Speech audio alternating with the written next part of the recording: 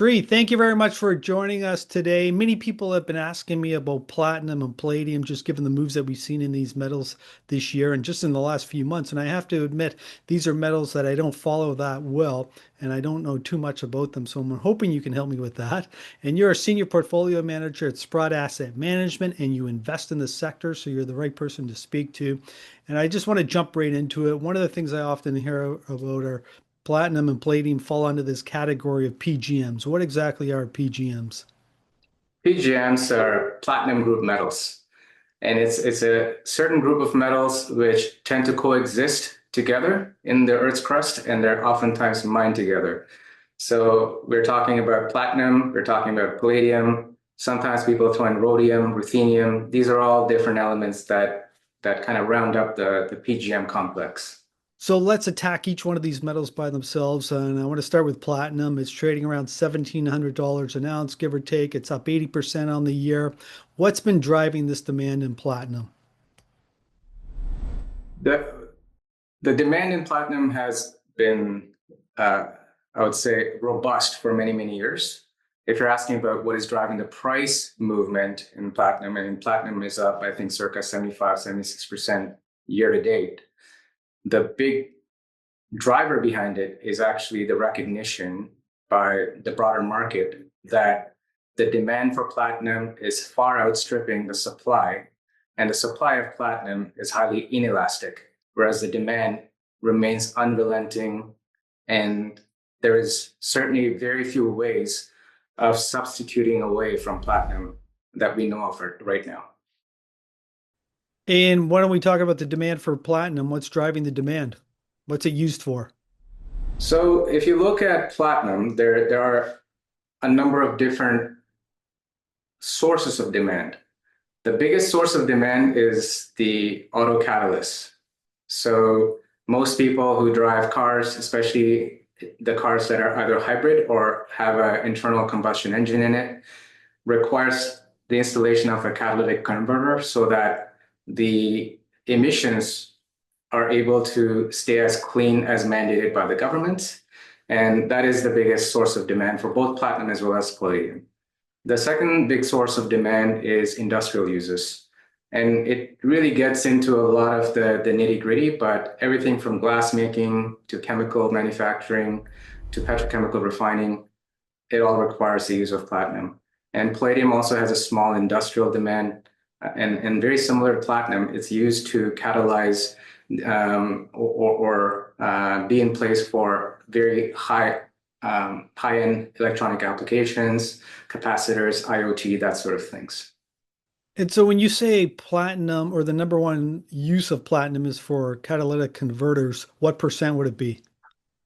About 40% of the total demand, and I'm always going to be off by a few percent depending on which year you're talking about, but about 40% of the demand for platinum in any given year will be from the automotive sector, and about 40% is from the other industrial sector. And then we have things like jewelry, as well as investment demand, be it for ETFs, bars, etc.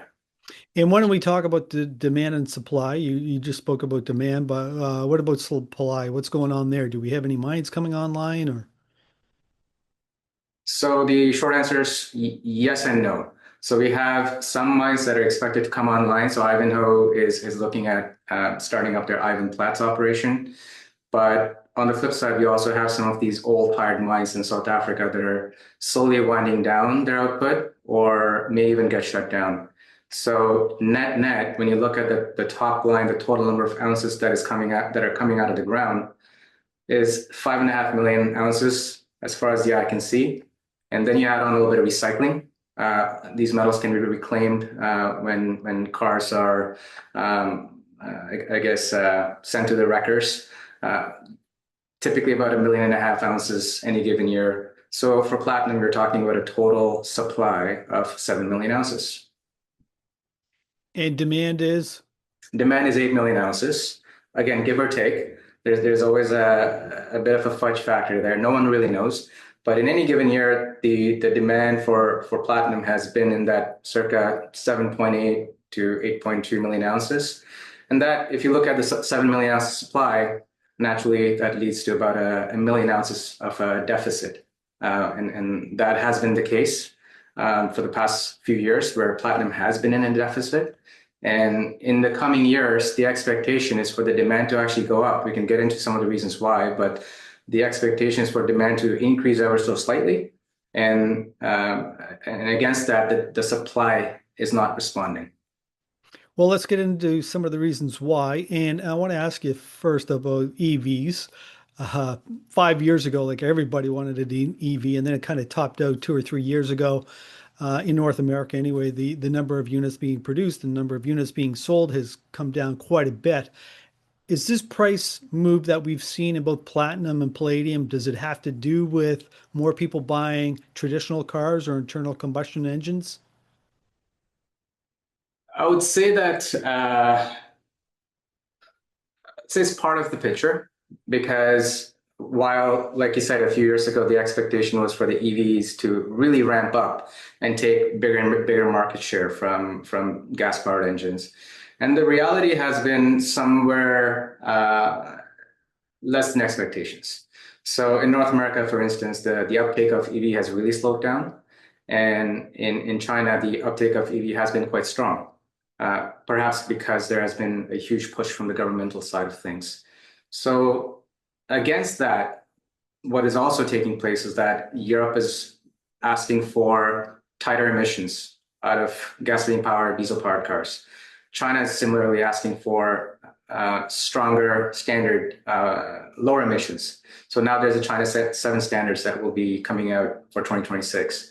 And all of this just necessitates for both regular gas-powered cars, diesel-powered cars to have a slightly higher amount of loading, be it for platinum or palladium, as well as for hybrid cars. So 5, 6 years ago, hybrid was not really something that was being talked about. Now more and more automakers, big automakers, especially automakers like Honda, for instance, they were about to pivot full on into EVs. And now they are taking a step back. They're recognizing that hybrid perhaps is the better way forward because it is more efficient and what have you. But hybrids, just like regular gas-powered cars, still require a catalytic converter, and that requires platinum palladium to be installed in there. So overall, I would say the net effect has been a bit of a surprise in terms of where people thought the demand for platinum and palladium would be 5 years ago when we're talking about today, and where it actually is materializing right now. Yeah, I actually took a Honda hybrid out for a test drive just recently, and I was surprised how nice it was. And I would definitely buy one of those, but I would not buy an EV yet for numerous reasons. The big one being we both live in a very cold environment, and they just don't hold their charge as well in the winter. And the other thing has to do with the infrastructure. So I'm not buying an EV anytime soon. Maybe that'll improve over the next 5 years, but we'll see what happens. Okay, why don't we move on now and talk about palladium because this is also it's up over 60% on the year with a big part of that move just coming in the last few months, trading around $1,500 an ounce. What's happening here? Yeah, like you pointed out, palladium's up over 50%. And Palladium had really sold off on the expectation that its main source of demand was going to slowly whittle lower. And Palladium is a bit of a one-trick pony.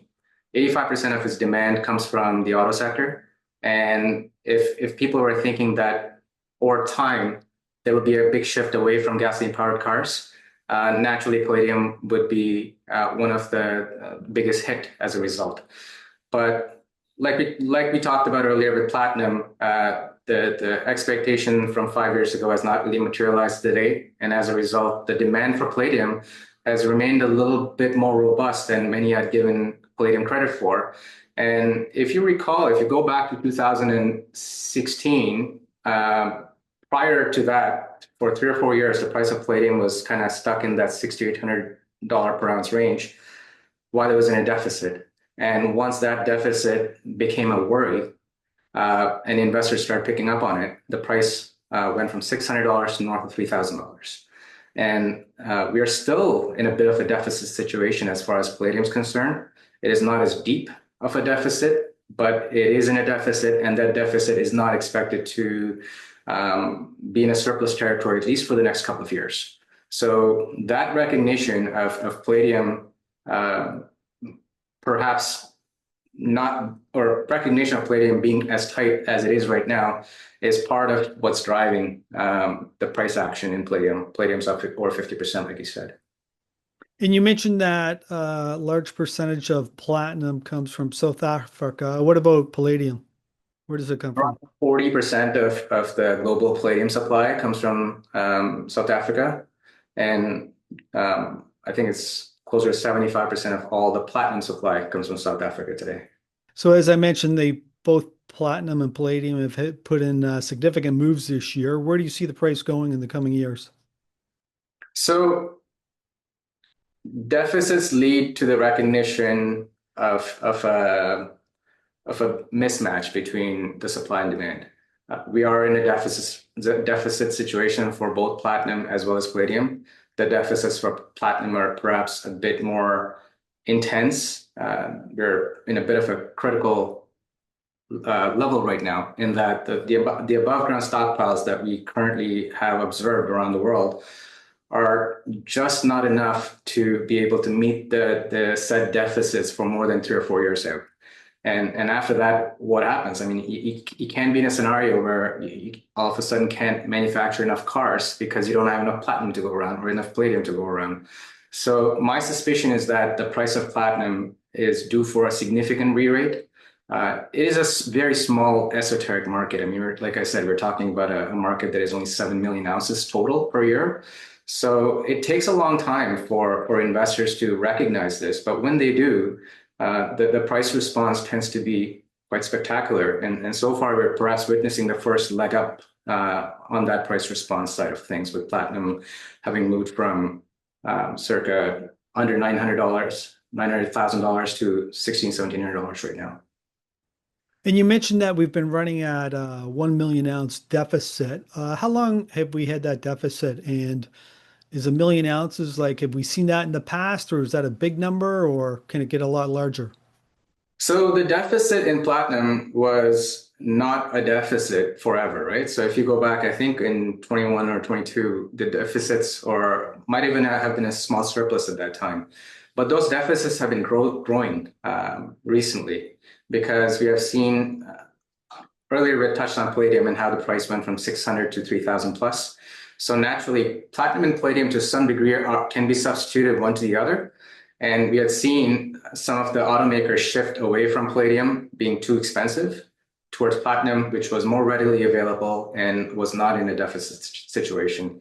So now we're left with a market for both the metals where they're in deficit. And like you said, the platinum deficit is there, and it has been growing over the past few years as automakers have substituted away from palladium.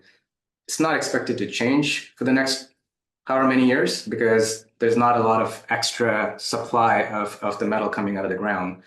So to answer your question, not always in a deficit, but the deficit is expected to persist for at least the end of the decade. Sri, I think it's worth noting that when it comes to mining platinum or palladium, we don't have any pure platinum mines or pure palladium mines. Maybe you can just speak to that. You're absolutely right. We don't have pure palladium or platinum mines that we know of. Oftentimes we get PGM mines. At the outset of this conversation, we're touching on what is a PGM. It's a basket of different metals, platinum, palladium, and a few other metals. Typically in a South African mine, these metals, they co-occur with platinum being the dominant element. In the rest of the world, we oftentimes see PGMs co-occur with nickel deposits, sometimes with a little bit of copper, what have you. But they tend to be a credit as opposed to a primary metal that is output from these mines. There's always the one-off situations here and there, like we have a palladium dominant mine in Montana, for instance. But by and large, outside of Africa, we're talking about platinum and palladium being mined as a credit to other metals.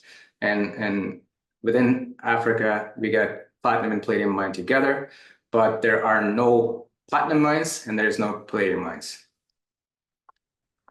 Well, Sri, this has been a good overview of both palladium and platinum, and I want to thank you very much for spending time with us today. If somebody wants to learn more about these metals, where can they go? They can go to sprott.com. We try and provide as many insights as we can. We try to be timely about it, especially when we see a big shift happening on either the supply demand side of things or in response to a big price action. So we try to produce some content around that. There's also other sources that people can visit. There's the World Platinum Investment Council, WPIC, for instance. They provide really good numbers. Johnson Matthey Platinum is also a really good source of information as well. And Tree, if an investor wants to invest in platinum or palladium, does Sprott offer any products that focus on these metals? We certainly do. SPPP, the Sprott Physical Platinum and Palladium ETN, is the offering that we offer to investors. Within it, you'll see that it contains both physical platinum as well as physical palladium, giving investors exposure to both the key PGM elements in a single wrapper. And what markets does that product trade on? It trades on the US exchanges. Well, Sri, this has been a great discussion, and I want to thank you very much for spending time with us today. Thank you so much, Jimmy. Pleasure to be on.